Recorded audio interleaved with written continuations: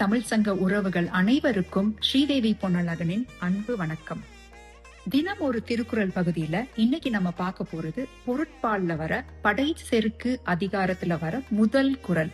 குறள் எண் 771. குறள் என்னன்னு பார்க்கலாம்.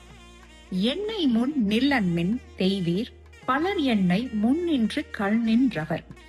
அருமையான குறள். இது படை வீரர்களுக்கு ஊக்கமும் நம்பிக்கையும் கொடுக்கிற ஒரு குறள்.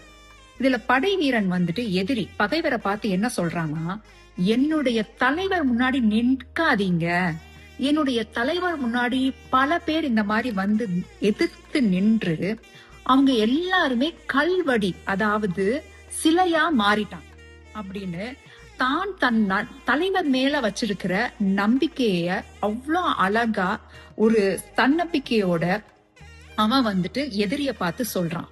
அதுதான் இந்த குறளுடைய பொருள். குறள் என்னன்னு திருப்பி ஒரு வாட்டி பாத்துடலாம். எண்ணெய் முன் நில்லன்மின் தெய்வீர் பலர் எண்ணெய் முன் நின்று கல் நின்றவர். நன்றி.